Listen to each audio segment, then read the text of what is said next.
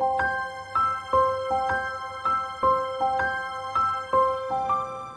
everybody, welcome back to Emma's Pearls. Today we have with us Claudia Sanborn, who is Hyrum Smith's third great-granddaughter, and we have Steve. So Steve, do you want to introduce yourself and a little bit more about Claudia? Sure. So I'm Steve Peterson, and my journey uh, began about 3 years ago when I was a missionary for the Church History Department in the Salt Lake City, Utah headquarters mission, and had the opportunity to start collecting histories, which our journey and my colleague and close friend Shirley Cox, we started on this journey interviewing people for the church archive, which led us to descendants of Joseph and Emma.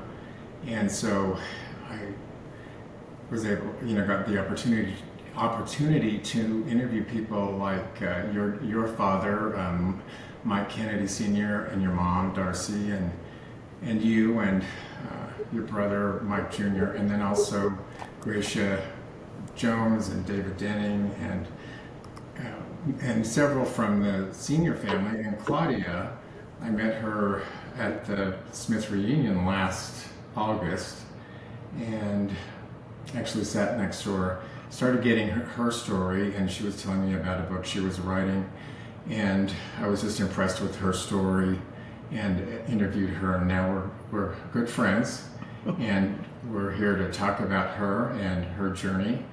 Claudia, do you want to tell us a bit about yourself and your ancestry? Yeah.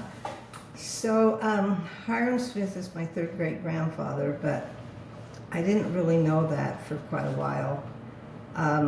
When I grew up, my parents didn't go to church, and my dad was in World War II in Patton's Army, and my mom was 16, and they got married in the temple at 16. And they were very active because my dad's mother was very strict. But when he went into the Army, he lost his testimony, and when he came back 2 years later, he was inactive, and so they never went to church. But they would take me when I was about 5 years old and drop me off at this little church that was in Mill Creek, and it was like a little cabin. And I remember this little wooden chair that I used to sit on, and I really liked that cute little wooden chair. Quite a few years ago, I found a little wooden chair just like the one I used to sit on. But I loved going to church, and I loved singing all those little songs. And then they would pick me up, and then we moved to Murray, and we were in a ward where we had a really great bishop. It was called South Cottonwood Ward, and he got my whole family active in the church, and I was so happy. And that's when I found out that I was related to Hyrum, and my brother actually got called on a mission to the Cumorah Mission in New York, and we all went back as a family to see him in a pageant that they had back there. And it was one of the happiest times of my life because everybody was united, and we all loved going to church and learning about the gospel, and that's where I learned about Hyrum. What did you first learn about him, and what? Well, first I learned about Joseph Smith because when we were in New York, we went to the Sacred Grove, and we went to Joseph Smith's house. And then somehow I got to know Elder G. Smith. I started going to the reunions, and he invited me up to his house, and he's the one that explained to me all about how I was related to Hyrum, because Elder G. Smith, the church patriarch, he was related to Hyrum also. And so that's where I got most of my information, was from him. And you're talking about the family reunions that Joseph Smith Sr. and Lucy Mack, the bigger family, Yeah. those reunions. And when did you first go there? Oh, I looked at. I know I went to one in 2001. Was there one in 1979, or was that too early? No, that sounds right. I think Yeah. I went to No, that it's one. not too early. They started in 72. Yeah, I went to the 1979, and I have a picture of us in a great big huge church, and they took a great big group picture, and I was there with my sister and my mother, and so yeah, I really tried to go to all the Smith reunions. That's where I learned a lot. I remember when I interviewed you, you talked about how your sense of family, that you had lost a lot of your family. Yeah. And so that was really important. Yeah, it really made me feel united and give me some type of identity, because my older sister has passed away, and my older brother and my younger sister, and out of 5 of us, there's only one younger brother left, and my parents have passed away, so I really depend a lot on those Smith reunions, because I'm getting to know a lot of them, and I look forward to going and seeing those same people. What are some of your first memories from that reunion? Who you met first? I remember meeting Buddy Youngren, and A dear friend of mine. and I remember the last one we went to was amazing, because they talked about the death masks and how similar they may look to like how Joseph looked, and I liked it because of the speakers and learning all about them. Gracia, when she speaks, Gracia Jones, and Angeline, when you spoke, I learned about you. It's just a good way of getting to know and network with them. So when did you I know you had a great relationship with Eldred, and he is the one that really introduced you to Hyrum. What did you first learn about Hyrum? If you were to talk about him, what stands out as his third great-granddaughter? Well, he didn't talk much about Hyrum. He talked mostly about the relics that he had. And when I lived in California, he came out clear to California and brought all of the relics, the clothing of Hyrum's, and the sword and the watch and the little box that the plates were in. He drove clear out to California and did a fireside, and there were so many people there. It looked like state conference to come and hear him. And this is when he was married to Hortense. And then when I got married in Gunnison, he came out at our reception and brought all the relics, and all the people in the neighborhood came and saw all those relics. So mostly it was his relics, and I do have an autograph book that he gave me on Hyrum. And I don't know, I lived in California for 20 years, and every time I'd come to Salt Lake, I'd go visit him, and he'd have me come in and make me a tuna sandwich and sit down and just, it was great. I mean, it was like he was family. Yeah. Can you explain, when you say the relics, what those are for people who may not understand what you're talking about? Well, and then I used to ask him, I said, can I have one? Of course you did. Yeah. He said no. Should we check your purse? I'm sure he got that a lot.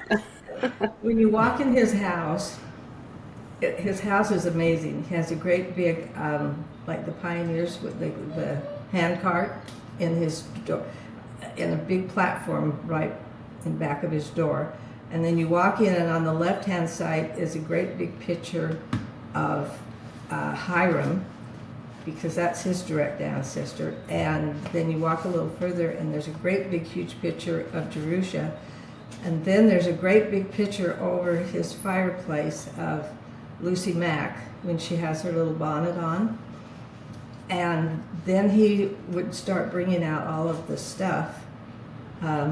the desk and the spectacles, and he would tell you all about them. And I said, and then there was this cute little stool, and I said, can I just have the stool? He said, no.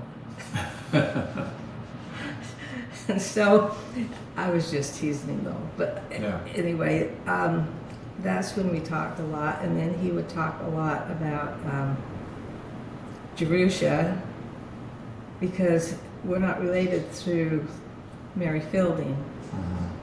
And Jarusha was his first wife. And then Mary Fielding was his second wife. Jarusha died in Kirtland, right?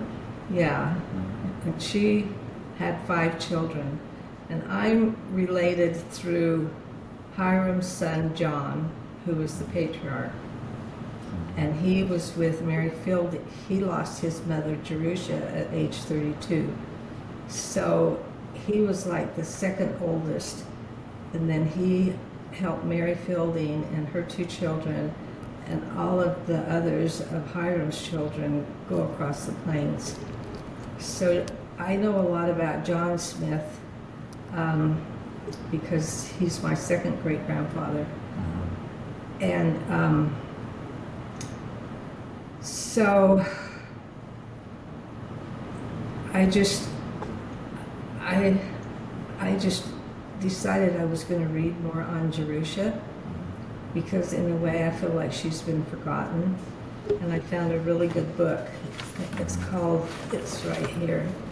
It's called Jarusha, and it's called Hyrum's First, but that's crossed out, and it has Second Love. And I didn't know really what that meant, because I thought, well, I wonder if he meant that Mary Fielding was his first love. But as I read further, she was an amazing lady. And according to this book, Don Lee, he's related to her too. It's his third great grandmother. She did not keep a journal, so this book is fiction, and he writes events that he's heard and read about, and then puts it into the way he feels that she would probably respond or react. So that was kind of hard to get used to, that it wasn't just her saying, but it was the way he interpreted it. But there's a sentence in the end that he said, Jarusha was his second love, Hyrum's second love, because he always put the Savior first, and the church in the restoration. So that's where she became the second one. And so what else do you want to know? What stands out about Jarusha? What did you, in reading his book? And I'd like to know, because there's not a lot about Jarusha, because we all have heard about Mary Fielding Smith. We've all, I think, heard the stories, but there's not a lot of stories about Jarusha. Would you kind of tell us more stories about her? And she was amazing, and according to Don Lee, there are 3 ladies that are the most valiant in the church. One was Lucy Mack, and one was Emma, and one was Jarusha. And we hear a lot about Lucy Mack and Emma, but we don't hear about Jarusha. But as I read through this book, I found out they lived close together, all of them. And they helped bear each other's children. Jarusha and Emma were very close, and because they were both married to Smith brothers, so they had a lot in common and a lot that they could talk about. So that's almost like they grew up together with all of their kids and were very, very close. And Jarusha came from a very religious family that was first in Connecticut, and it was the first Congregational church, so she did have religion taught to her. And then they moved to New York, Palmyra, and she heard all these rumors about the Smith boys. And so one thing led to another, and she got to know Hyrum, and she got to know Joseph, and she believed everything that they were saying. And she got a testimony of Joseph Smith.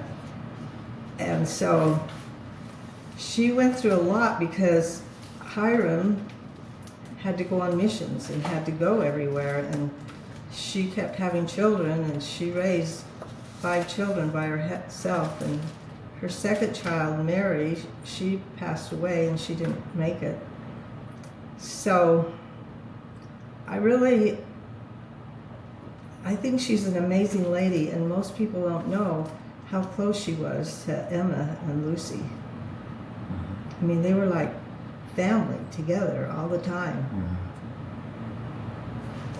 I have a quote I can read. It's from a book, Lucy's book, edited by Lavina Fielding Anderson, and I wanted to read this. It's a direct quote I thought I would share. About 1 year, and it's Lucy Mack in her words that she wrote. About 1 year after my husband returned from this mission, a misfortune happened. Our family that wrung our hearts out more than common grief. Hyrum's wife Jarusha was taken sick, and after an illness of perhaps 2 weeks, died while her husband was absent on a mission to Missouri. She was a woman whom everybody loved that ever knew her, for she was every way worthy, and the family were so deeply attached to her that if she had been an own sister, they could not have been more afflicted at her death. Yes, that's true. They were very, very close, and Hyrum wasn't there when she passed away, and I don't know if she wrote it or she said, you need to tell Hyrum when he comes that he needs to take care of the children now. Wow. There were 5 children, and then Joseph, he had all these children, and Joseph encouraged him to marry right away.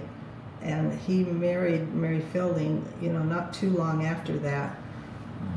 But Mary Fielding, I give her credit too, because she had 2 children of her own, and she had 5 children that crossed the plains. That's 7 children. And she was a stepmother to 5 children. But then I feel sorry for all of Hyrum's children, because they didn't have a father and they didn't have a mother. All they had was their stepmother, Mary Fielding. And from a lot of things I've read on John, Hyrum's son, he respected Mary Fielding, and he felt like she had been a very good mother to him after his own mother passed. So I thought that was nice, that he appreciated everything. But so anyway, I just want to put in a good word for Jarusha, and I have a bust here. I don't know if you know who DJ Bowden is, but he sculptured this bust, and this is Jarusha. That's nice. How lovely. And she was supposed to be very, very attractive, very well thought of. She was the youngest of the children. And I'll hold this one, you can. And then this is John Smith, and this is Hyrum's son, and Joseph Smith Sr. was the first patriarch, then Hyrum was the second patriarch, and John was the third patriarch of the church. Yeah. And that was a big deal in those days. Now we don't have a church patriarch, Right. because we have state patriarchs, but they were considered almost in the presidency. They were so well thought of as far as the patriarchs. Yeah, it was a high office. It was like akin to an apostle. Tell us a bit about John Smith, your great-great-grandfather. I know you've studied him a lot. What have you learned about him? Well, I feel sorry for him too, because well, everyone suffered, right? Everyone I know, had challenges. and he got in trouble because, and he got reprimanded, and I read this at a conference, a general conference, and it was at the Tabernacle, and because he was chewing tobacco and he did drink alcohol, but a lot of them did, and they didn't really make it an official word of the wisdom until 1900. But he got chastised and said that he could not keep chewing tobacco and drinking alcohol. They didn't call it the word of wisdom then. And I read that. I thought, how would you feel being in general conference and the apostle standing, or no, it was the prophet, stood up and chastised him. So he was interesting. And then they weren't sure whether or not he was worthy to be the patriarch. But I did read that Brigham Young did sustain him, and that he was the church patriarch, and he gave thousands of blessings. And he was kind of quiet, he was kind of shy, but he gave beautiful blessings. And he did give David O. McKay, who was a prophet, his patriarchal blessing, and he told him he would be a great leader in the church someday. And that did come to pass. So, and he, I don't know, I think there was a little bit of rivalry between Joseph Fielding Smith and John, because Joseph Fielding became the prophet, and John was kind of like the next person down. That's a hard place to be, you know, and understanding all that early history and different feelings, you know. And I read a book that was written by Gary Smith that he wrote, and he has different photos. And there's a little controversy because sometimes they have John sitting on the chair with Joseph Fielding standing, like he was above John. And then there was a different picture, and it was like somebody spoke up and said, no, Joseph Fielding needs to sit and John needs to stand.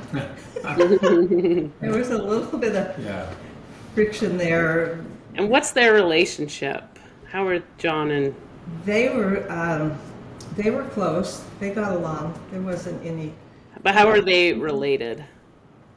Because they would be stepbrothers. Okay. Because Mary Fielding had Joseph Fielding and Jarusha had John. Well, they were half brothers, not stepbrothers. Yeah, So they'd they be were half brothers. But she would be their stepmom. So yeah. Hyrum was their father, both of them. Mm-hmm. Yeah, different mothers. But from what I understand of that history, they really got close to Mary Fielding, and she was really, truly a heroine too of the story, which she's a whole other topic.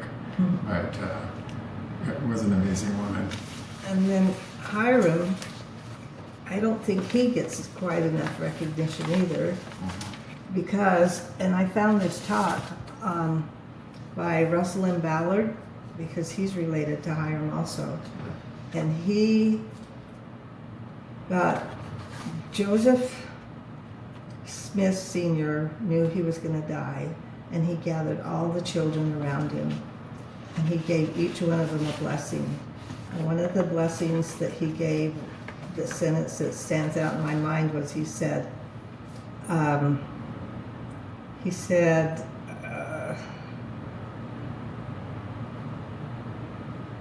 he called him firm as the pillars of heaven. And that is a good statement that goes towards Hyrum, because he was a pillar to Joseph.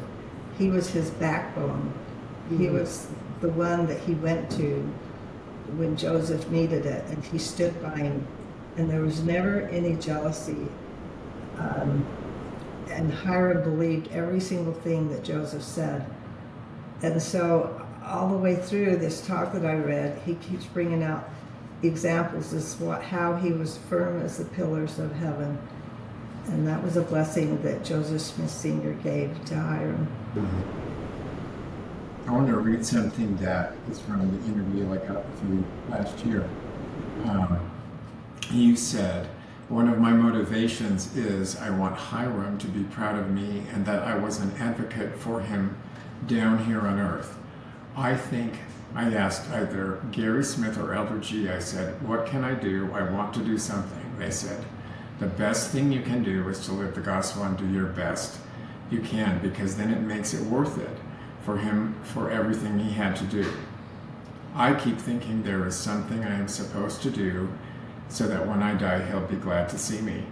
I can't remember which one said the best thing you can do is to live the best you can, and then he'll feel like it's been worth it. That was Gary Smith told me Was it? that, because I'd go see Gary and say, I need to do something. I said, I'm going to write a book. I'm going to write a book on John. But then Gary wrote a wonderful book, and I thought, well, good, I don't have to write a book on John, but I have papers and stacks of every information that I got on John. And then he came out, and Gary would only sell it to Smith relatives because he didn't make that many copies, and he didn't really self-publish it or anything. Wow. So, Well, moving on just a bit, we can come back. I just want to talk a little bit about your personal life, because what I just read, whether or not Hyrum will be proud of you knowing your story. She started telling me her story when we were sitting next to each other a little bit in music and the spoken word, right? Was it there or at some point? Anyway, I just know there was some point where she told me she had written a book, and it was called The Yellow Sick Road, which I thought was really a funny title, based on your love of The Wizard of Oz. Mm-hmm. But it was a journey, and it's really when I read that book, and she gave me a copy down the road after I had our interview. But Claudia has had really, like all of us, has her own story with a lot of challenges. And I was so impressed. You really got me when you told me you were about, what was it, 5? When did you first walk down to the church house? Was it 5? She said that no one in her family went to church, right? Is that correct? They dropped me off. Sometimes they drive me.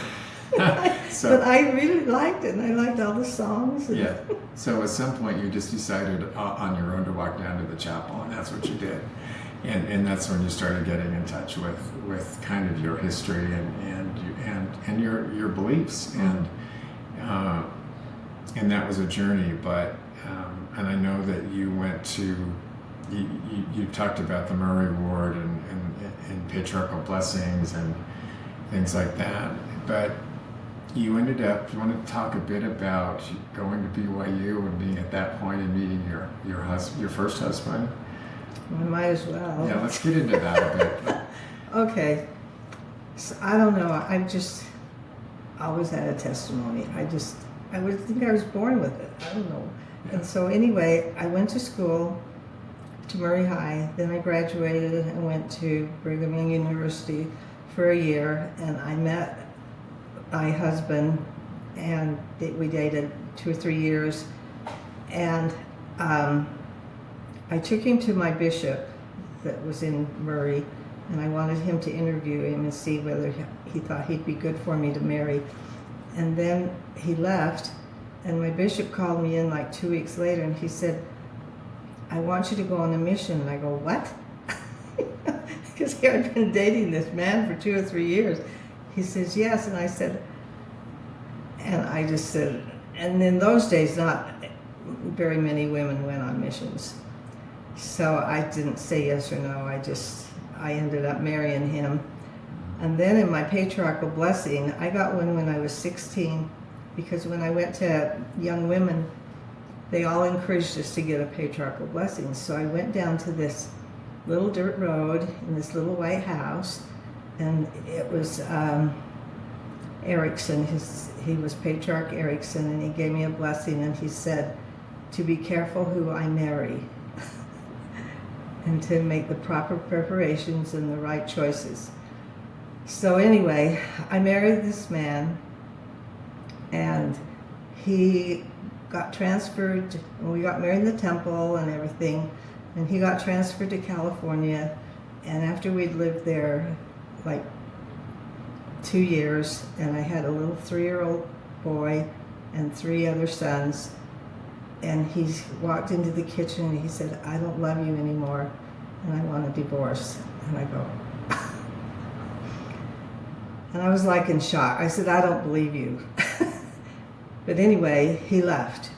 And he left me with these 4 sons. And How old were they at that point? I had one that was 12, 10, and 8, and then my little 3-year-old. Well, that's a lot of young boys. And I had never worked. I always wanted to be a home mom, but I did have a dance studio when I lived in Sandy. I had 100 little ballerina dancers. Mm-hmm. And I had been in the International Folk Dancers at BYU, so I had some dance experience, but I couldn't just open a dance studio in California. I mean, Why not? because half of the dancers I inherited from another dance teacher that closed hers down, and so she passed them on to me. And Yeah. it takes a while to build up students. Yeah, I was kind of joking. So then I just go, I mean, I was like in shock. I wasn't like I could even be a secretary. I wasn't trained. And so we ended up losing our house and had a little teeny tiny apartment. And this bishop, he was a wonderful bishop too, and he came knocking on my door. It was like 9 o'clock at night. I had all my sons, and he said, I need to talk to you and your sons. And I go, okay. So I called, they were all upstairs in bed, and they came down, and he said, I'm not asking you, I'm telling you, you need to stay home with your sons. Because I was going to go back to nursing school. And I was kind of smart aleck. I said, oh, sure, have you seen my bills? And blah, blah, blah. I said, I have enough money that I got from the sale of the house that I can finish nursing school. He said, no, you need to stay home with your boys. So every week, I take him all my bills, and then we went to the bishop's storehouse, and I wanted my sons to appreciate what the church was doing for us. And I took him into the food storage, or the, what do they call it? Bishop's storehouse, Yeah. or the welfare? Yeah, took Yeah. them in there. I wanted each one of them to know that when I got a pot roast and I got the veg, it was all from the church, and so that they would appreciate what the church was doing for us. And so it was very humbling. And then in my patriarchal blessing, the one that this man in Murray gave me, he also said that I would have lots of friends and they would help me both physically and mentally and financially, because we were in a real wealthy area. And so these friends of mine that I'm still friends with, there were like about 5 of them, they just took me under their wing, and we started running. And pretty soon we were running 5 miles every day. We'd meet at our friend's house. And then we started training for a marathon. So for 6 months I had these wonderful women. One was a Relief Society president that kept me going, and we just kept running, and we did the marathon. I did it in 4 hours and 17 minutes, and that's not that wow. good. It really isn't. Well, it's still Well, big fun. better than me. And I said, I am not going to walk. I am not going to say I ran a marathon. So my goal was not to walk any steps, even if I just was going slow. So anyway, that in my patriarchal blessing has happened because I was blessed with really, really good friends. So then... Well, I loved when I heard that story first, was that... What, the marathon? No, about the ward there. Oh, and the influence of the bishop, but how the village of the ward, a lot of people don't understand how our wards work in the LDS church, but they really are a village when, hopefully, but in your case, they really came together and supported they just you. rallied around me. I mean, every day, because every day was like, I don't know if I can do that. How am I going to do? So after a year and a half, I did go back to nursing school, and I became a nurse. And I was kind of a live wire nurse. I can't imagine. Yeah, right. You were starting your yellow brick road, not the sick road. I spoke at rallies, and I wrote my book, and I said it the way it was. So what made you decide on nursing? Well, the one thing is they transferred all my credits. It was Saddleback High School in Orange County, and they had a nursing program, and they transferred all my credits from BYU, which was good because it had been quite a few years. And I really didn't plan on being a nurse. I was supposed to be a stay-home mom and raise my kids. But I had to. I didn't have a choice, and I knew they made good money, and so that's what I did. And it was really, really hard. I mean, I was doing flashcards in the grocery lines and had tapes going in my car and trying to raise these 4 sons, and they were getting really wild. And how long was that process? How long were you in nursing school? A couple of years? Yeah, about 2.5 years. And it's a hard major. I mean, and I'd get up at 4 in the morning and study for anatomy and physiology and microbacteriology and yeah. A far cry from dancing, right? Yeah. So you'll have to tell us what sparks your book. Yeah. because I kept a journal, because people don't really know what the medical field is all about. And I just kept a journal, and I said, when I retire, I'm going to write this book. And then I did travel nursing because I needed to make a lot of money, and my sons were getting older. None of them were at home. They were all out getting in trouble. So I decided to do travel nursing, and I was back in Washington, D.C. I did a strike back there, and But explain that a bit, because as a travel nurse, you're going into these kind of crisis situations. I did strikes. You're filling in for people, or in areas where they really need help, they can't get other help. It takes a certain type of person who can do that. I just did it. Yeah. I'd get on the plane. I'd have to get my Washington, D.C. license, and I did a strike in San Francisco. And When you say that, you filled in for those workers that were not working because of the strike, and so you took well, a lot someone of had to take care of the patients, Yeah. and you're known as a scab.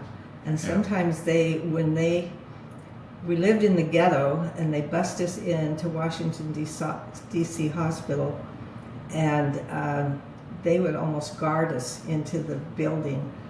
And there were 700 patients in that hospital, and I had every kind of patient. I had gunshot wounds. I had every disease patient there was. But I had to make good money because I had to get ready to retire. And so I went through my journal, and I said, okay. Oh, I went to the Smithsonian, and there were the ruby slippers from The Wizard of Oz, and they were just in this little case, and those are so cute. I can't believe I'm looking at the ruby slippers. So then they had a little gift store, and I went down there, and they had little teeny ones. So I bought some for each of my 3 granddaughters, and when they'd come and see me, I'd say, you have to wear your ruby slippers. And so I just got obsessed with these ruby slippers. So that's when I started researching all about the Yellow Brick Road and the man that wrote it, and I just went into depth of how that whole movie came to be. And then I used some of the characters that I had to work with, like the charge nurses was like the Wicked Witch of the West, and the aides were like the flying monkeys, because you could never find them, and the munchkins were my patients, and the supervisors were the Emerald City, and I had to go to the Emerald City to complain to what was going on in these hospitals. So I did it, and then you have to be careful. I went to an attorney to make sure that I wasn't doing slander or anything, and but I found out there were 3 incidences. I went to an attorney after I retired, because you can get blackballed as a nurse. The medical field is they network. They all know each other. Like St. Mark's, I worked at St. Mark's for 6 years, and the University of Utah. You get a reputation. So I had to wait, and then I went to an attorney, and he said you could have sued big time, but the statute of limitations had been 3 years, so I couldn't have sued. So, but you were driven to write the book because of a lot of things that you saw happening that weren't fair within that world. The patients are the ones that suffer. I wasn't feeling sorry for me. Yeah. So. And talk about how they use your book and give it to new students. How they used my book? Yeah, there was a supervisor or somebody that was giving your book to new students. Oh, I had a dean of nursing in Virginia. She would buy my book, and when her students were ready to graduate, they would go over some of the chapters in my book to help prepare them, because you think you're going to be like Florence Nightingale, just out there, saving the world and loving it and everything. And so she used my book to try and let them know the real world of the medical field, and then she would give it to them for their graduation present. So if there's anything, books don't usually make that much money. It wasn't for the money. It was that it helped nurses prepare them, and that made me feel like it was worth it to write that book. Yeah. Well, and then your journey as a writer has continued. You've got a new project, but the thing about Claudia, she has this great... I always have a project. Well, but you have a great pioneer spirit, and you ended up, it was your sister, I think, that had a home in Gunnison first. Was it Gunnison, or was it just... She lived in Manti. She was in Manti, okay. Mm-hmm. So you got this idea for a house, and you wanted to live in an old pioneer house, right? Yes. Yeah. And why was that? I don't know. I just had to get out of California. It was crazy there. My sons were getting wild, skipping school, and so I moved. My sister and I were really close, and she lived in Manti and had an old historical rock home. So I wanted one, and I went to Gunnison, and I said to the realtor, I said, I have 2 hours to choose a home, and I'm putting it on my charge card. Because I was a nurse, and I thought I was really rich. That's wow. I was a nurse then. She says, well, there's this. And I said, well, I like this one. And it was almost like haunted. The bats could have been flying. I said, I'll take that one. And then I put it on my charge card.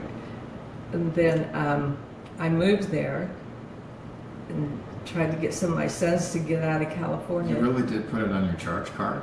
Oh, I've never known anyone who's charged In house. California, everybody charges. That's why I said when a bishop said, just give me I just gave him, because that's their lifestyle. That's just the way they live. Okay.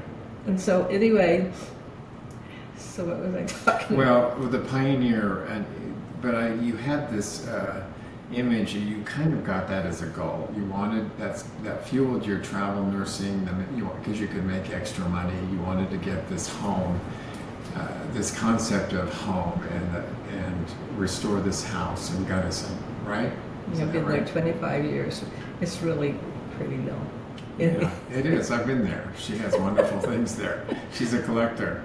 But also, it leads into why don't you talk about your project now on the Mayflower and how it ties into the Smith family and how that came about? Well, I think it was when I heard Russell M. Ballard's talk about John Hallen, who fell off the ship in the Mayflower, and how he was a direct descendant to Joseph Smith. And so I started reading all this stuff, and then I found out there's a Mayflower Society. So I go, well, I'm going to find out what it takes to be an official member of the Mayflower Society. So I found out you have to do 9 generations of birth, death, and marriage certificates of husband and wife to be a certified member of the Mayflower. You know me. Well, okay, I guess that's what I have to Yeah, do. yeah. So it took me 1.5 years to get all the death, birth, and marriage certificates. And then they have a Mayflower banquet. It used to be at the Joseph Smith building, and it's kind of a sorority. I mean, because not everybody will take the time to get all the birth, death, you know. Yeah. And it was wonderful. Have you been in the Joseph Smith building with all the Sure. ceiling It's and all the amazing, big yes. everything, Really and they had it catered to us, Yes, and they it had little miniature Mayflowers built, and I mean, I just fell in love with it. So Yeah. one of the things I was going to do in restoring my home is I made a backsplash of the Mayflower and the Delft tiles because they came from Leyden, you know. Yeah. You've seen my I have. backsplash. It's impressive. It really is. So now I have this Mayflower backsplash, and then I have a great big ship, and I had to make sure that I wasn't, the copyrights were okay, but it was over 50 years, so I had a great big ship of tile of the Mayflower, and on the top it says Mayflower Descendant, and then I have tiles of John Howland with the ship, and Edward Fuller, he's my other Mayflower, and then I started selling them. Yeah. I was selling a lot. I'd sell them for $20 each, but they would put their Mayflower, I would put their Mayflower relative on, and then I'd ship them out, because I was still trying to make money. But Yeah. so, and now I'm writing the Mayflower book. Now, why? Talk about the reason, though, why you're so interested in the Mayflower and the connection to the Smith family and the restoration, and why that was important. I just think that it was in their blood. I think it was from 1620 when the Mayflower came to 1830 when the church was organized, and that it would pass down from grandfather to grandfather to grandfather, that it was in their blood. And even Sam was in the Boston Tea Party. I used to talk to Gracia. I said, do you have history on Sam that was the leader of the Boston Tea Party? I mean, Joseph had, and Hyrum, they had it in their posterity. From one posterity, goodness and religion and restoration it was born in them. And so that's kind of what I'm trying to say in my book, is I say it wasn't coincidence that the Mayflower came and settled in Massachusetts in 1620. It was preparing for the gospel to come. Mm-hmm. And so that's what I'm trying to get across in my book. And the freedom of religion. Yeah, and I compare how the Mayflower, what they went through, and compare it to what the restoration of the gospel and Joseph Smith had to go through. Well, you've been on this journey for a while, this last year, writing that book. What have you learned since you started? I've learned that, I don't know, I'm still trying to figure out what the title's going to be. Yeah. I don't know. I have to wait till an idea comes into my head. Like, I'm an ordnance worker at the Manti Temple, and I was sitting in the creative room, and there on the mural is the Mayflower. And I go, that's the Minerva Teichert mural, yes. Right? In the wall. And there's now that isn't coincidence. Yeah. That Mayflower is symbolic to them coming and part of the restoration of the gospel. And so now I'm taking these art classes and I tried to sketch the Mayflower mural. And I have a really good art teacher, and she's teaching me how to sketch. And I sketched that little wooden chair that I sat on but I told you I'd pay you if you do it. No. Well, we'll talk. On the backsplash in your house, you have holiness to the Lord. You added that, right? Yeah, you know where I found that? This guy, on Sunday when they have Artful on Channel 13, and there was a guy, and he does tiles out of his home. He lives up in the avenues, and he showed some of the tiles that he did, and he did that holiness to the Lord, because that's usually on all temples. So I tried to find out where he lived, and I went up there, and I went into his studio, and I bought that tile. I didn't know you noticed that, holiness to the Well, Lord. it's from the interview. You have it. Oh, I talked about yes, that? you did talk about it. I know. It's in the interview.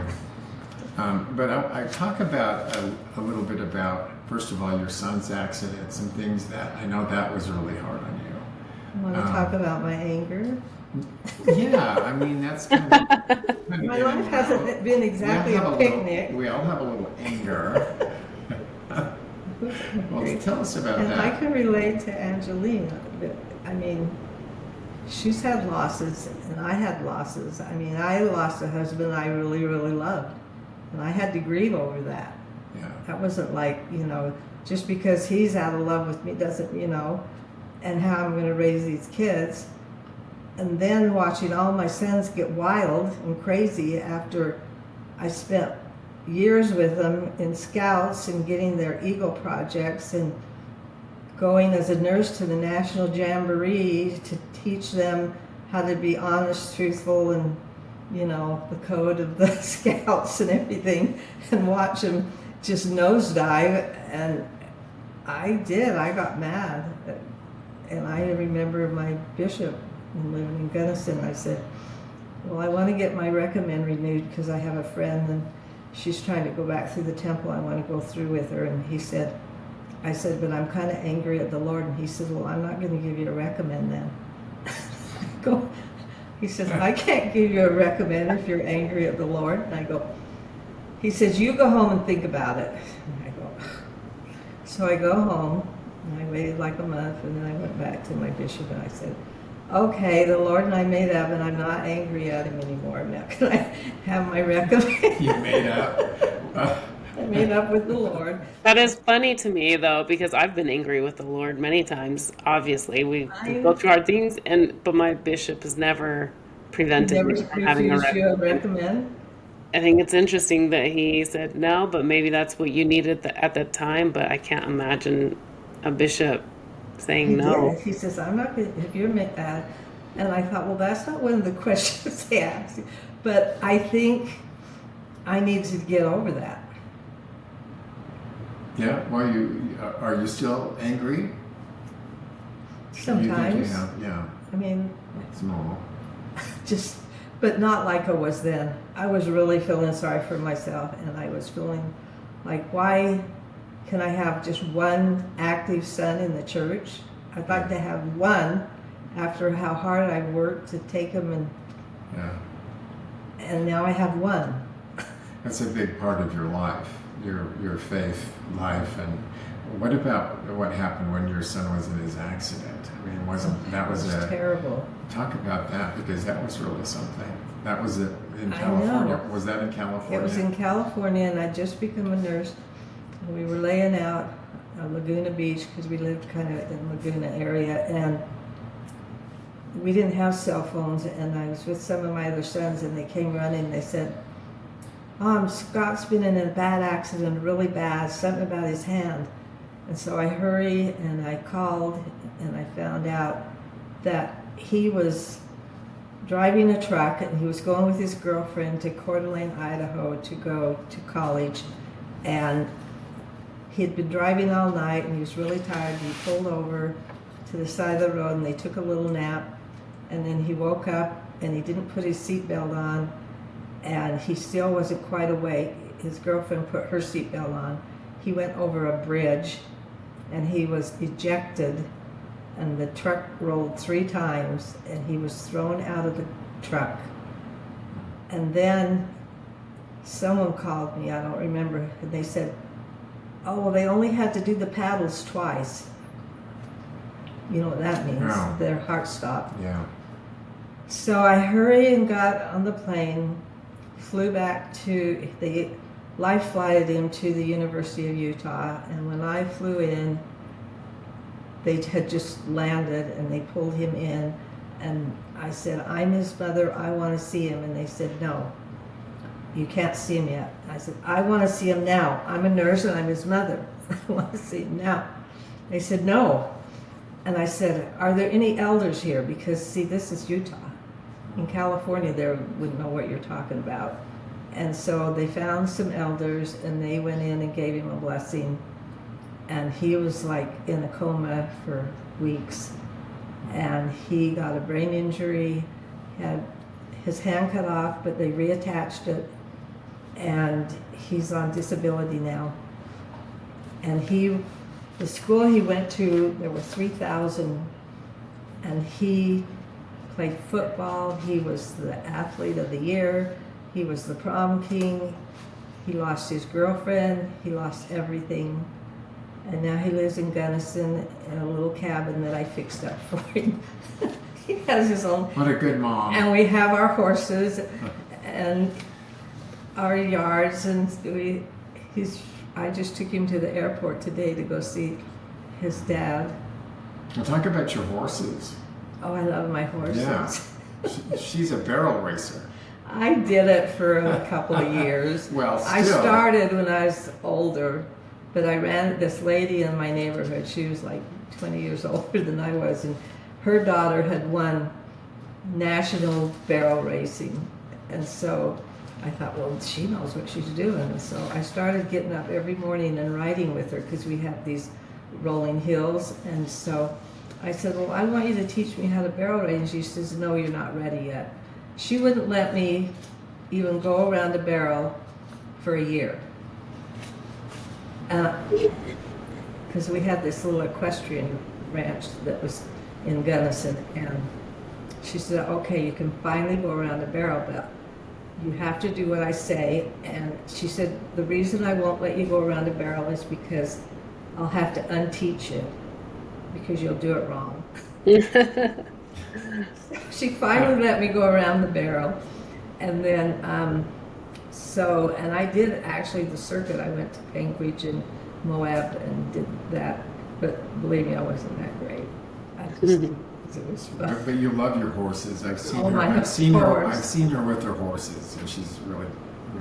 I've had my loves horse them, 20 and they love years, you. and I got to find out she could be buried by me. Yeah.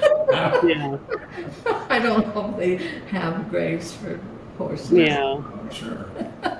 No. I would love to also hear your story of how you met your second husband. You didn't want to hear I love that story. Did I tell you before? Have I told Yes. the truth on it? Uh-huh. Are we, our Yeah, time you could. almost, No, you're is our planning. time No, almost you done? can tell the story, right, Angeline? Okay, well, Yeah. this was when I was kind of angry still at God Oh. because I thought I didn't deserve this. And so there was this wild bar that was in California, and everybody used to talk about it. Is this what I told you? And they had yuppies, they had wealthy, they had homeless, they had people that would take their horses right into the bar, and they had Hell's Angels, that was popular at the time. They had everything. And I called my mom, I said, I'm going to go to this bar. I've never been to a bar, and I want to go see what it's like. So I went in there, and I go, this is kind of scary. I mean, it was really rowdy and everything. And then I went up to the bartender, and no offense to tattoo, he had tattoos all over everywhere, and he was serving everybody. And I went up to him. I was having a test in statistics at Chapman University on Monday. So I went up to him. I go, do you think there's anybody here that knows anything about statistics? He said, hey, and he started yelling. He said, this lady wants to know if anybody knows about statistics, you know. And so my husband came over, and he looked at the book, and he says, no, but my dad would. And they just put it down. And then he was a cowboy, and he had his cowboy hat on and everything, and he went outside because they had all these big picnic tables all outside. And so I walked up to him and I said, hi.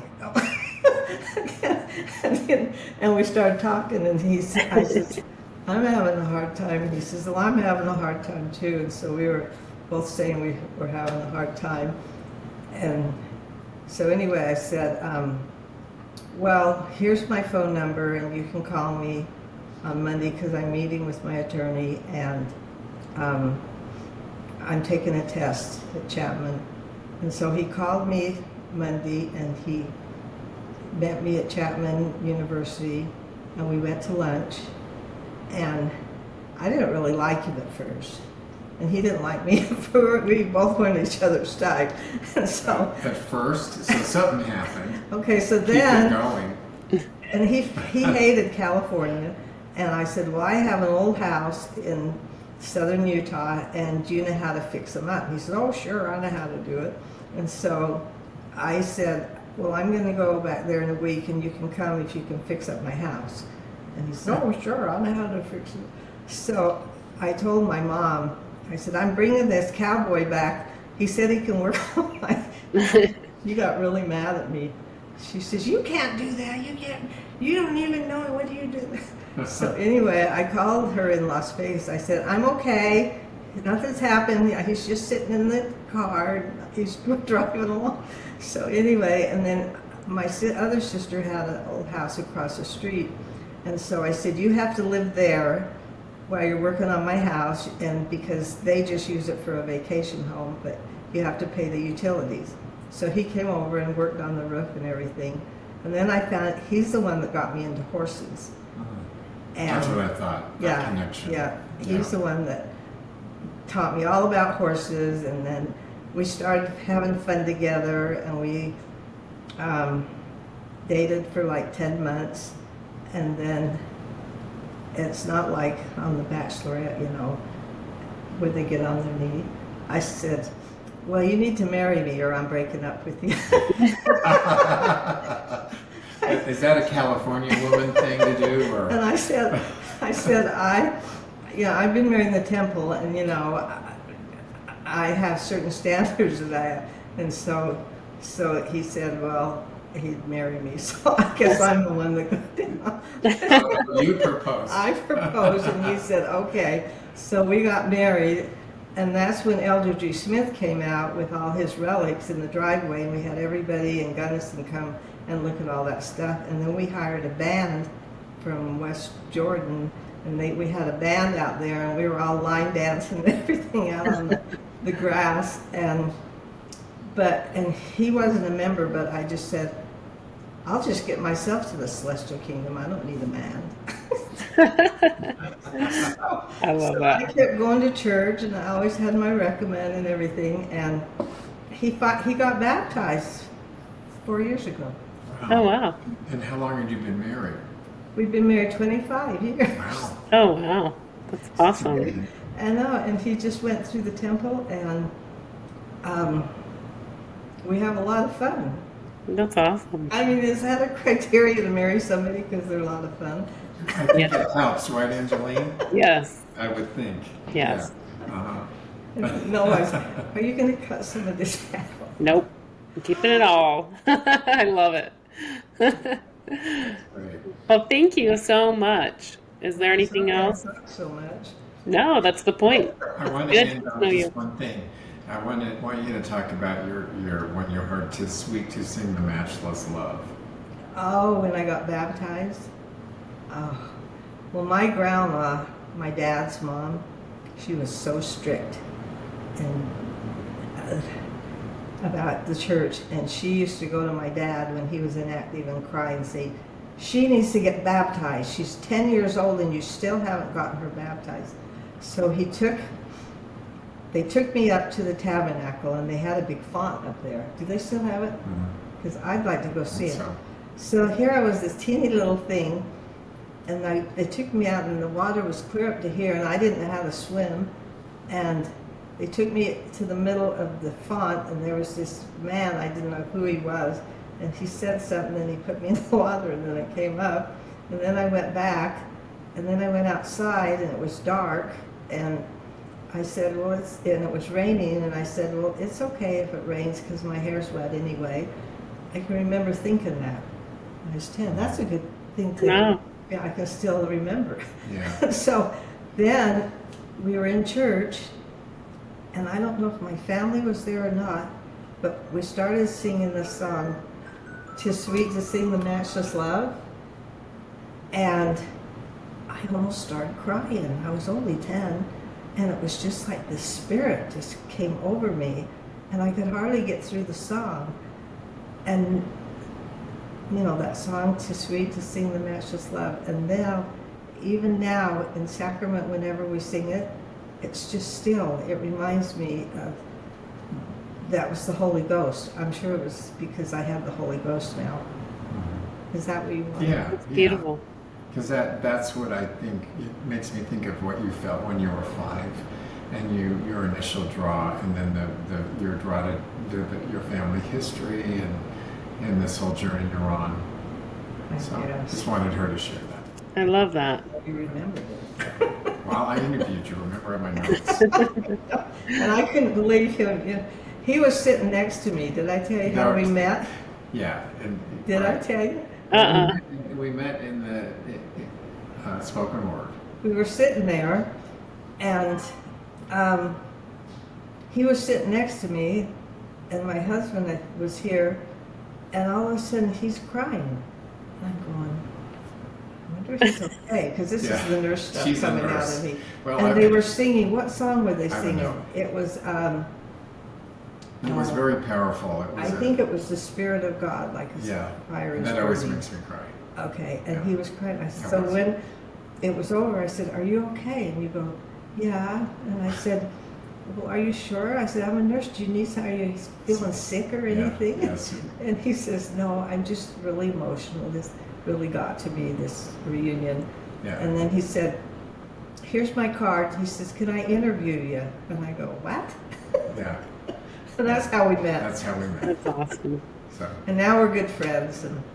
and she's writing her book, and she's going to have it done by next year. Yeah, you've got some pretty interesting first meets. I think my first meet with you, well, you were interviewing me, and I was like, "Do you want to know? Do you really want to know what happened?" And I was kind of mean, Oh, and I wanted. When he you mean interviewed to you, me? You mean? I was just mean. I said everything that I wanted to say. I'm like, I'm not gonna hide the crap that happened in my life, and I'm That not was your gonna. anger. That was Yeah, your I was anger. angry. You were mean to me. I didn't take it that way at all. I was Yeah. grateful that you could be honest and really share what you needed to share. Yeah. And look at you. I'm so proud of you. I'm glad you brought that up. I'm so proud of Angeline. I want everyone to know that, and how far she's come in these podcasts and everything. It's really been just over a year since I interviewed you, right? Sure. Yeah. Yeah. you've only known each other for like a year. Yeah. Oh. 14 months or Well, and whatever. I liked your talk that you Right. gave. The Yeah. only way I knew you is when I was trying to see if you were making the right choice on a horse in Manti.